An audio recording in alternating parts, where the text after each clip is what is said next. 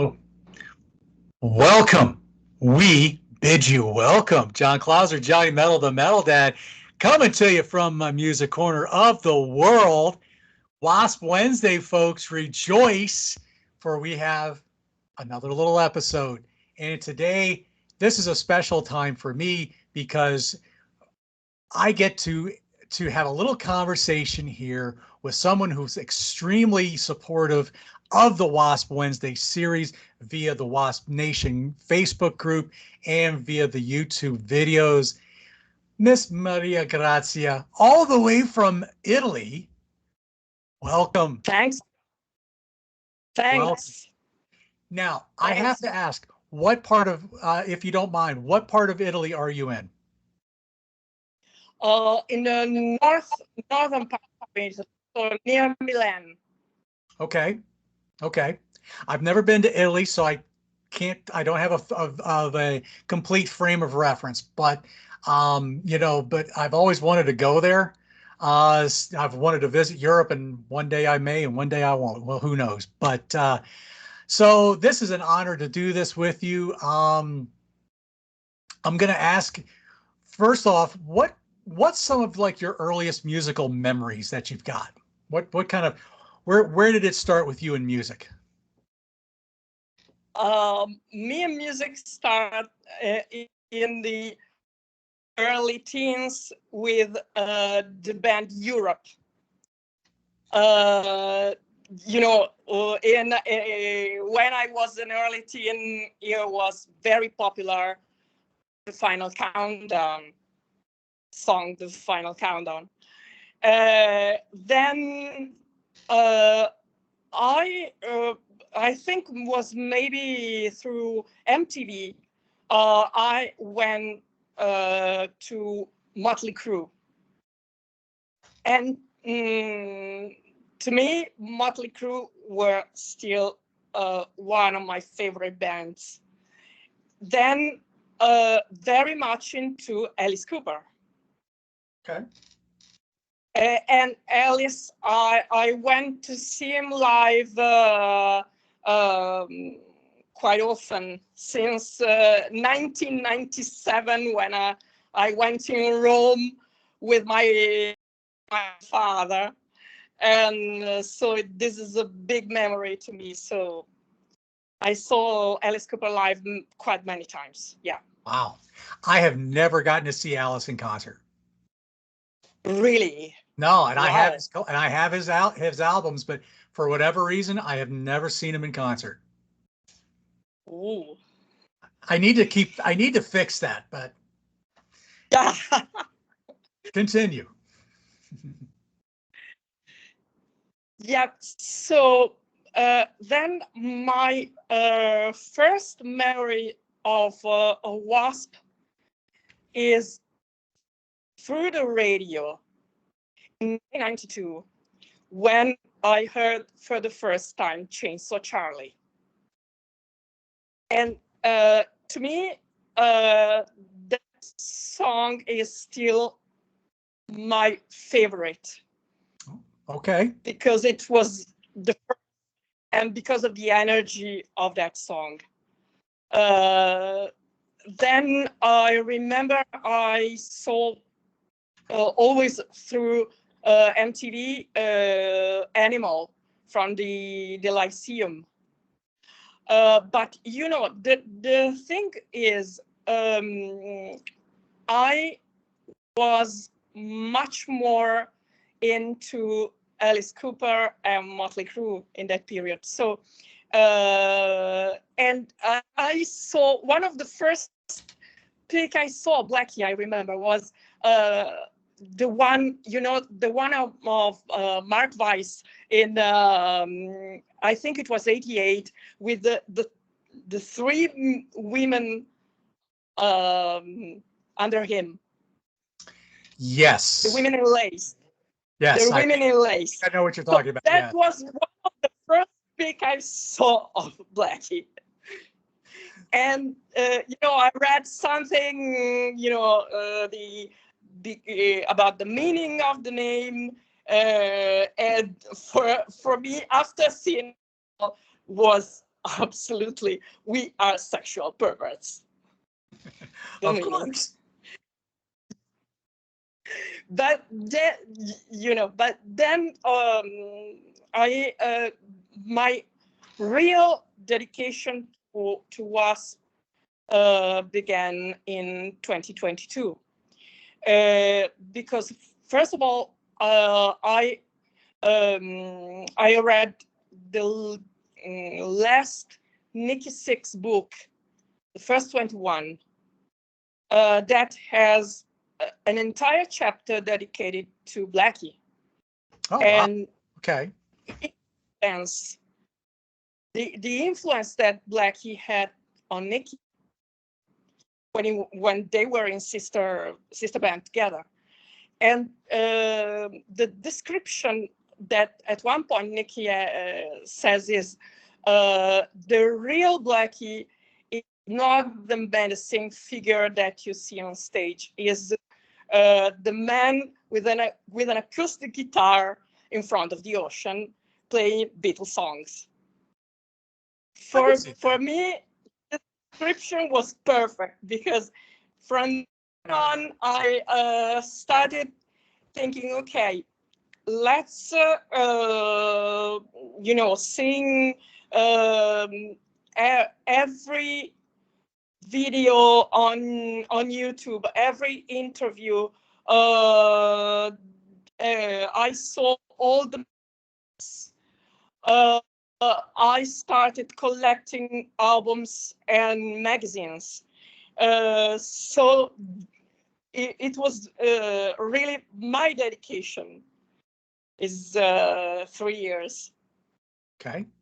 So what was the first WASP album that you picked up? Crimson Idol. The Crimson Idol, absolutely. Yeah. It's the masterpiece. It might not be the original, but it's still close enough. So we'll take.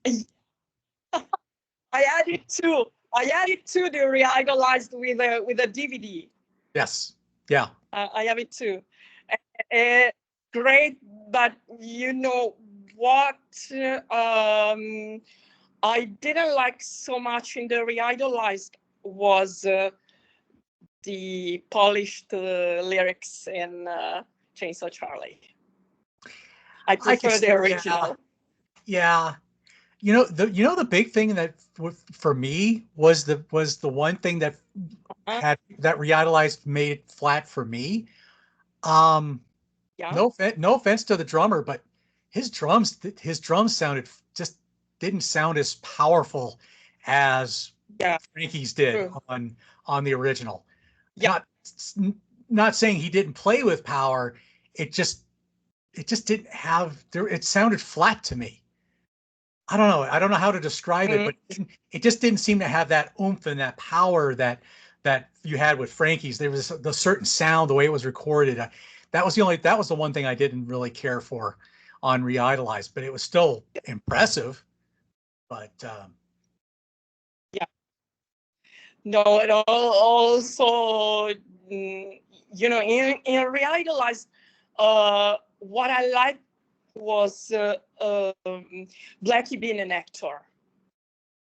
For example, the one of the latest song about the mirror, Showtime.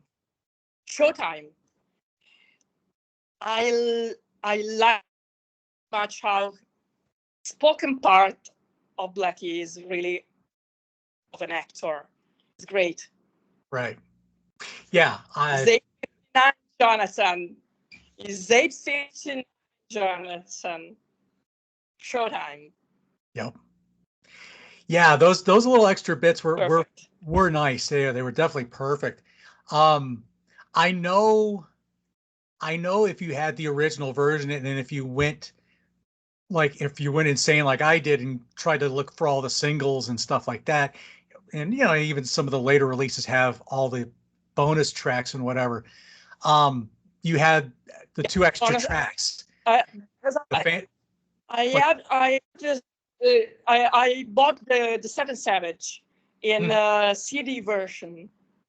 Yeah, and it was absolutely amazing. The quality, the sound quality is great. You have I the bought, vinyl, I I don't. got the vinyl version with this thing. So I Yeah, yeah.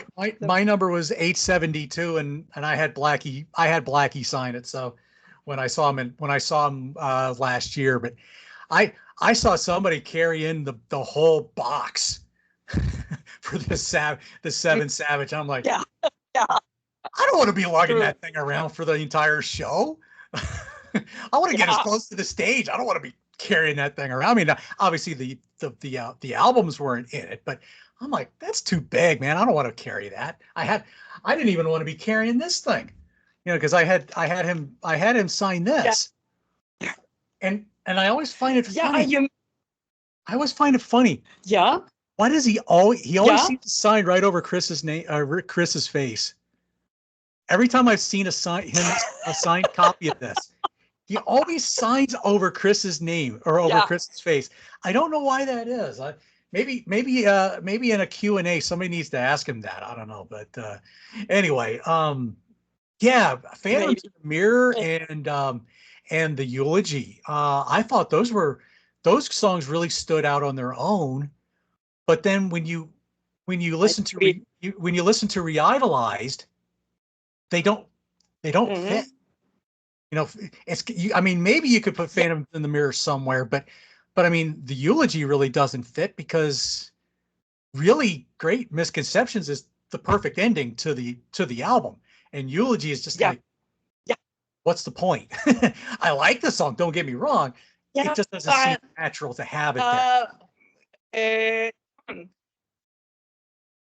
I think the eulogy is one of my favorite songs Oh, I love it. Wonderful because song. I love it. I love it because of the piano. Yes. It's great. The piano at the beginning and at the end, Mm-hmm. uh, and it's Black playing. So, but the thing is, in Reidolized, you have the piece. You have the two other songs that are Hang on. We can't. new that are. Let's, I agree with you. It seemed like they didn't fit. Maybe the twin song in Reidolized for the eulogy is the Michael song, and that could be. Yeah, that could certainly but be. because the eulogy for me is uh, in the story could be when Michael dies. Mm-hmm. Yeah, and that could I agree with that. That's a good point. That's a good point. There again, folks. If you all go see him Blackie again in a Q&A, ask him why the eulogy wasn't included in Realized, and let's see what he says about that. Yeah, Okay, great. so obviously so I'm gonna guess Crimson Idol is probably your favorite W.A.S.P album. My favorite, absolutely my favorite. Same here. Same here. Yeah, I don't know what so for me, you probably know this from watching the Wasp Wednesday series, but for me, I just as a coming out of my teens into my 20s, the album I just felt like I connected with it on so many levels. Maybe I'm not okay, maybe I wasn't the runaway like Jonathan was. And but there was Mm-hmm. just a lot of other levels I feel like I really connected with. What was it about Crimson Idol you feel that maybe connected with you the most?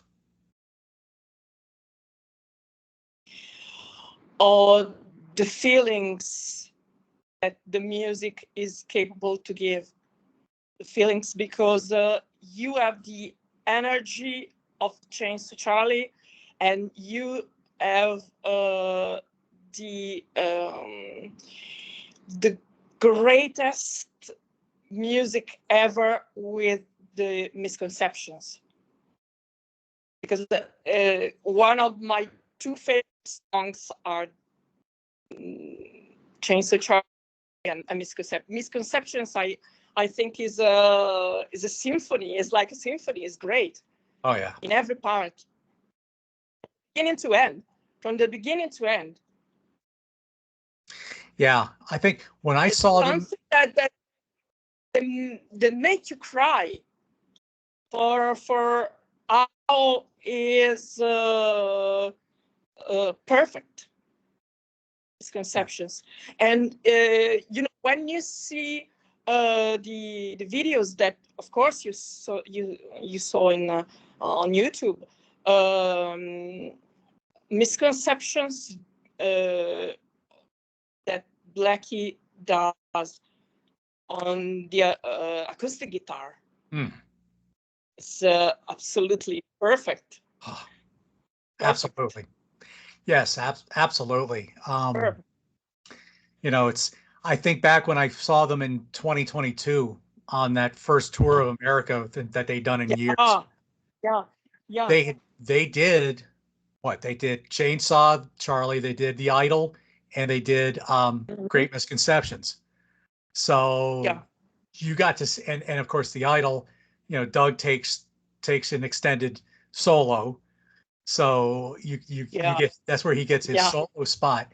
So maybe some fans were a little perturbed at the fact that 25 minutes or so of the show was taken up by Crimson Idol when it could have been with other songs. Maybe some people were a little burned out on Crimson Idol, which I certainly wasn't. I wasn't complaining. But I think when they came back in 2024, I think a lot of people were really hoping and praying he wasn't going to do any Crimson Idol stuff in the second half of the show. And when I saw him, he didn't. Everything was up to Headless Children, and that was it. So,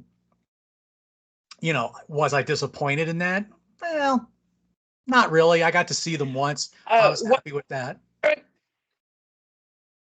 When I heard in one of the latest meet and greet during the U.S. tour, the last U.S. tour, that he said he would like to do an acoustic show in 15 big cities. I think it will be great. Oh, that would be awesome. Go immediately. I would go in a one-man show with hours of Q&A only about the Crimson Idol. It's great. Oh, that would be something that would be something else. Yeah, absolutely. Okay, so moving from Crimson Idol, what's another album that really sticks with you? What album really made an impact on you of past Crimson Idol? I have two albums. I mean, because one for me is the Electric Circus. Because in the Electric Circus, I think Blackie's voice was very different from the first two albums. I mean, a song like Restless Gypsy is yeah. And the other album is The Neon God. Oh, okay. I know that maybe me and you maybe are one of the few that are fans about the Neon God. I know that from the W.A.S.P Wednesdays. Yes. But there are some songs that really, to me, had a great impact, and every time I listen to them, the great impact continues. I mean, a song like The Last Redemption, to me is the ecstasy. Yes. It is really the ecstasy. I was gonna say, for the Neon God, it's like you got to listen to it from beginning to end. You got to put both albums together, Yeah, and you got to listen to it yeah, all at yeah, once. yeah, yeah. The story's heavy, but boy, man, the Mm-hmm. songs are really good. And it's just so deep when when you really dig into it. It's Mm-hmm. just Mm-hmm. crazy True, deep. But true, ooh, yeah, I haven't listened to it in true. its entirety in a little while. I want to go back and listen through the whole thing again and just again just kind of envelop myself in that album. But yeah, it was, man, that was Yeah. I know when I did the ranking, I hated ranking them as low as I did, but I'm like, it's really more of how I reach for them. And as much as I love Neon God, I want to listen to the whole thing. And sometimes you just don't have an hour and a half or whatever it is to be able to really take the time. So Mm-hmm. let's talk about Neon God. What what do you think about, what did you think about this, like how deep did you dig into the story, or what did you make of the story behind it? I think I read the liner notes, uh, and I think the Neon God was very much influenced first by the military school, and second by the 3 years in the occult. I think. Yeah. I really think. I really think so, because every there are details that make me think like that. But you have songs like Sister Sally, The Raging Storm, which is great. Um, what I Never Find. Yeah. Yeah. Asylum number Great. nine for me is another one. There's something Mm-hmm. about Blackie's voice on that chorus, and I kind of like, and I love the drum gallop part. But man, Asylum number nine and Come Yeah, Back to me Black and too. Asylum uh, number 9. And Come Back to Black. Come Come Back to Back to Black is Black. great. Yeah, that's Yep. Really, as I told you, to me, the best of the best is The Last Redemption. yes, The best of the absolutely. Now, to me is I could tell you, to me is the twin song of the misconceptions in the Crimson Idol. right? Yeah, I think only To in this case. me is because I just think in this case, though, the main character doesn't die from what, unlike Jonathan. I don't, I think, I think he lives in this one, but but still, yeah, yes, he's pretty mentally messed up for the most part.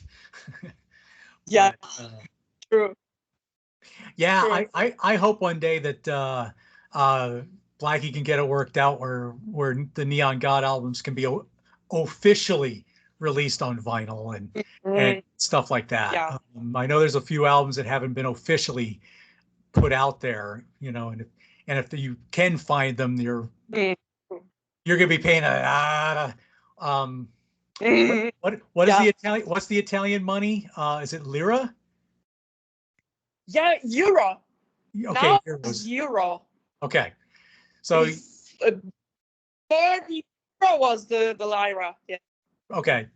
So yeah, you're going to be paying a lot of don't want to pay a lot of euros if you can help it, right?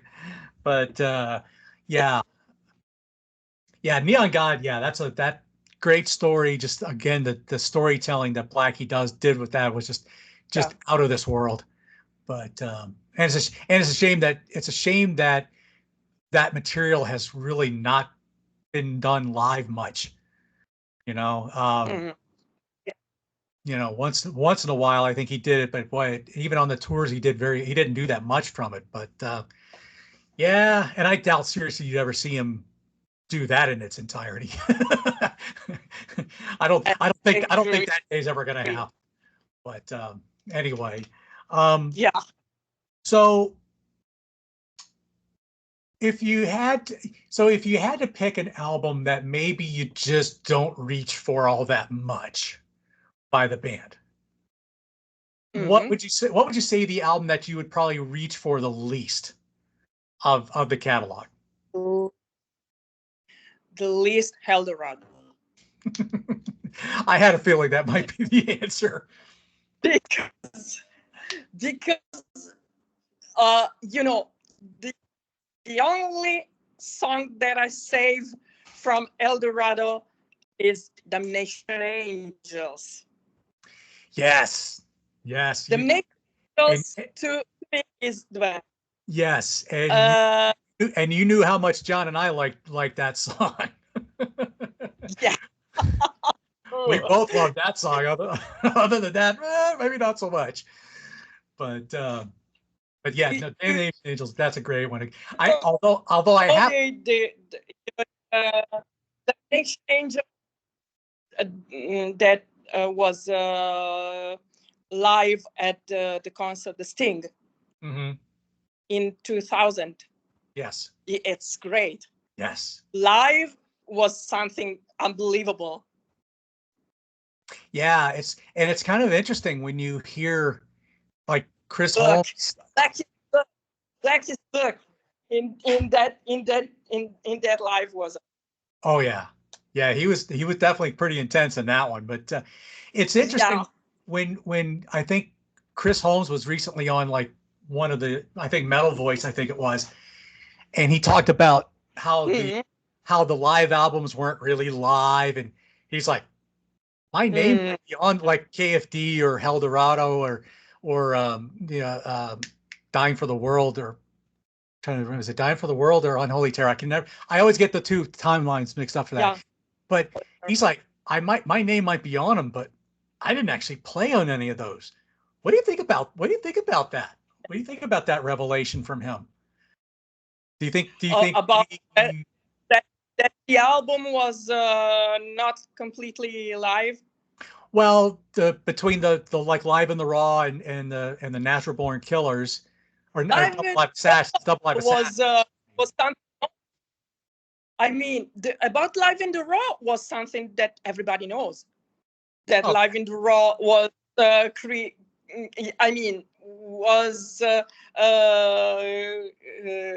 recorded at the Hammersmith Apollo, I think, and then Blackie was in London. I remember he said he listened again to the recording. There weren't no overdubs, so he said, "Okay, let's do a live album."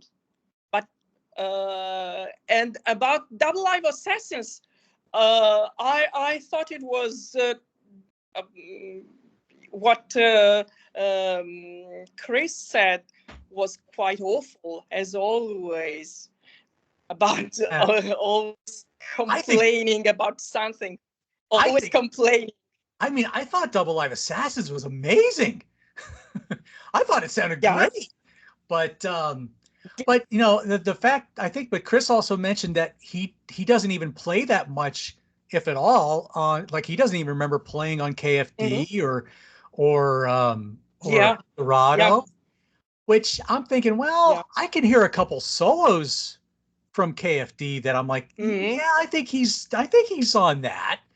You know, maybe Eldorado, same thing. I think there's some solos, but other than that, I mean, maybe the rest of it was just, maybe all he does is a couple solos, but you know, KFD doesn't have a lot of guitar solos.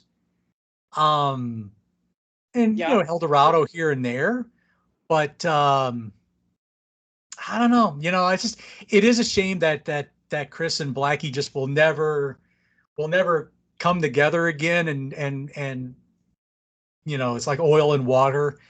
You know, it's just they're just never gonna be on the same page again, and it is a shame. But you know, for all the haters out there, you know, Mike Duda's been with them since 1996, 97.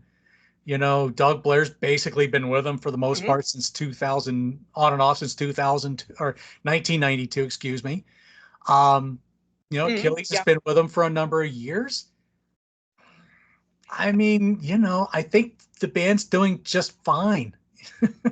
You know, but Yeah.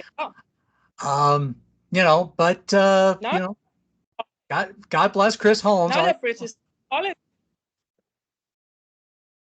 Now the most important thing is to have a new album, Yes. to Yeah. have new music.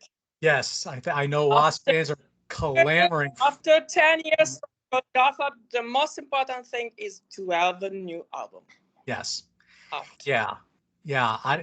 And hopefully I rem- and remember I remember Blackie said that his wish list is to have the new album out for 2026. So yes. finger Come on, Black. crossed. You could do it, brother. You Finger, could do it. Yeah. Well, I mean, he's got that big European tour. You mm-hmm. and you are able to go, yes? Yeah, on July. Okay. Sweet. Very sweet. I'll be anxiously awaiting to hear what you thought of the show. So now you didn't get to see them. I hope I hope also to uh, book the VIP soon because no news yet about the VIP. Okay. Yeah, I haven't heard anybody talk about that lately for the European tour. Maybe they're still working on the logistics for that. But yeah, I hope you get to do to me the VIP was worth it. I've done it twice. Yeah, And here's yeah, there's my there's both of my things to prove it. yeah, So, but yeah, no, yeah. Wow, great. I liked because as you know, all was settled in 2023 to go, and then so oh, 1 week before all seemed okay. 3 days before I received the email that said due to Blackie's back problems, there were two shows in Italy, both in the northern Italy, and the VIP were deleted. mm, Both. yeah, boy, I know he hated to have to do that, but man, it just sounded like he was just Mm, the way he talks at the VIPs. It just sounded like he was just in so much pain, from all the yeah, you know the I know that Zurich really bad show because the set list was shorter. I have a friend that went and said that it was really bad because his pain was so bad that he had to grip on Elvis literally. I'm So it surprised. was. Yeah, I'm surprised he was even able to get on Elvis with his back being the way it was. That just not True, me. I wouldn't true. have done it. I agree. I agree. But But and then John, when I saw him, Sweden Rock, Norway, last summer at seated, mhm. I was scared. Be- Looking at the U.S. tour in the fall, Right. and instead, again, it was amazing because it did the best it could for not only for the, those shows in summer last year, but Mhm. also all the U.S. tour in perfect form. Because you saw him. It was I think it was really, first of all, in very good shape. First of all, and second, great in performing. Yes. Yes. The only thing with him though that I noticed, he when I saw it that when I saw that last tour, he wasn't doing a whole lot of rocking back and forth on Elvis. You know, he would get up on it, but he was definitely not, you know, he wasn't doing any of that stuff. He wasn't doing that. So I think he realized, hey, I can't be doing this, you know, because that probably screwed up his back a lot more. But you know, it's I having gone to that VIP, you know, is funny. I didn't even post the video from my VIP that second time like I did the first one, the first time I saw them. And the thing I had asked him was, I asked him about one, I basically said I always kept saying I had this long speech that I would love to tell Blackie of what the music of W.A.S.P has meant to me over the years, right? And so the first time I saw him was I got to do part one, and the second time I got to do like part two. And I said, you know, I was just so gung ho, but then, you know, 1997 hits, KFD comes out, and just as dark as that album was, that was a very dark time in my own life where I didn't know if I was going to see 1998. And so, and, you know, but over time, you know, I see a thing for Babylon.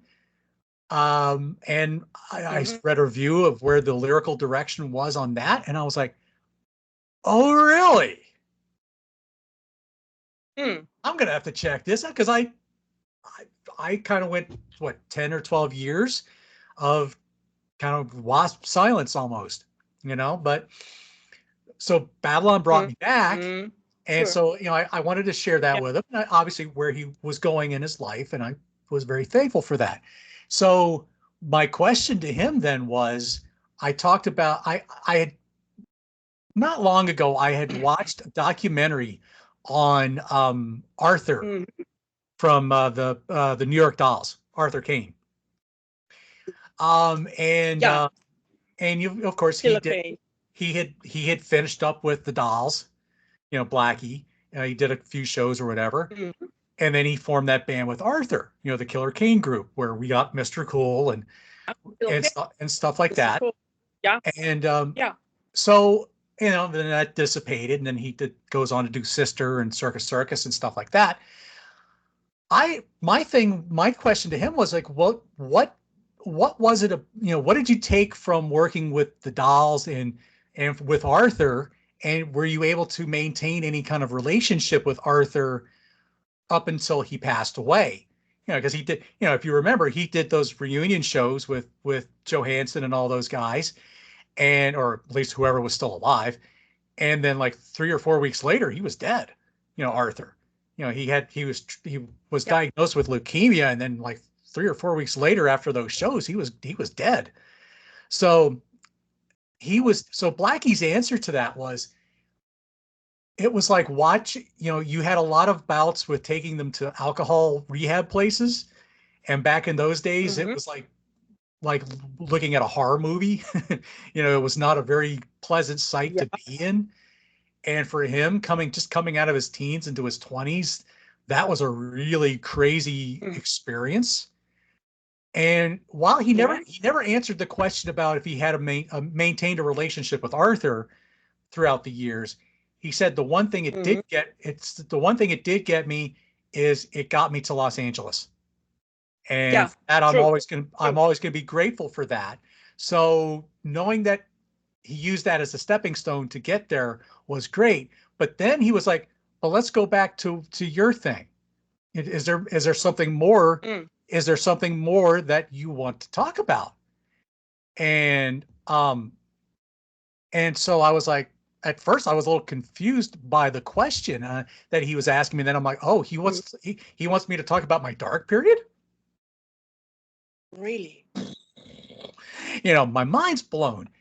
And so I said, like, well, you know, it was it was basically, you know, what it essentially was. I didn't tell him this, but it was just a bad marriage that fell apart. Well, not I shouldn't say it was a bad marriage. It was just a marriage relationship that fell apart, and there were just a lot of extenuating circumstances surrounding it that really took me into a very dark depression. But I came to know the Lord, and I became a Christian, and I just kind of went that path. And so when Babylon brought me back, obviously Babylon is there's a lot of faith kind of stuff going on in that, you know, or at least Bible related kind of, you know, ideas in the songs, you know, between Babylon's burning and Live to Die Another Day and a couple of others like that. And Yeah. and what was it? There was, and I think it was, I think when I said that, how it just really spoke to me, he basically said by the end of it, he said that's the spirit talk, that's the spirit talking to you, brother. It's like, amen to that. And then that was that. And then we on to the next, on to the next word. Because with the VIPs, you wanted to make sure you wanted to give everybody enough time, you know, and Yeah. because they don't Yeah. have a lot of time, but you got to give everybody at least a little bit of time. And then that's how it worked out. So that was essentially my question to him at the VIP. So I'm going to turn this one to you. If you get to do the VIP, what would you want to ask him? What would be your question? I think my question is related to, for sure you know it, the 30 Years of Thunder. Okay. Because I found all the diary that you wrote for the 30 years. Yeah. And there is a line that says that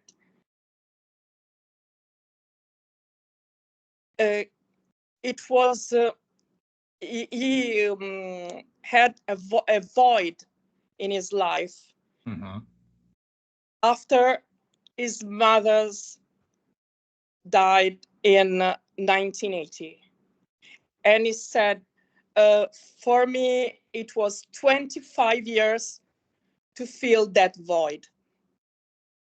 So I would like to know about those 25 years, because in all the diary, this phrase is never explained.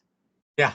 So this is my question, because and also the thing about the mother figure is something that you have in the Crimson Idol, is something you have in the Neon God. So I would like really that. Hey, well, let's take the mother figure a little further. Let's take the mother figure a little further. If you go on KFD and you listen to "Kill Your Pretty Face," you know the mother figure is mentioned in there too. So there's you're right. He has a lot of mother references in a lot of these things. You know, Widowmaker. Let's go. Let you know, think of the song "Widowmaker" from Last Command. You know, hey, I don't know. Maybe I'm stretching a little bit on that. Who knows? But anyway, Miss Mariagrazia, I really appreciate this. This has been a lot of fun, and I hope we could do this again someday and maybe expand on this conversation a little bit further. Certainly want to get your thoughts when you do get to see them later in the year. So we'll definitely be doing that. So I just wanted to thank you for taking the time to do this. Folks, I'm going to try to do this with another, maybe one or two female W.A.S.P fans in the future, but knowing how much of a big supporter she was of W.A.S.P Wednesday in all forms, I had to make sure she was on. So again, I appreciate. So I am very grateful for you, Miss Mariagrazia. I appreciate you. Um, I'm just going to close this out saying, rock forever, y'all.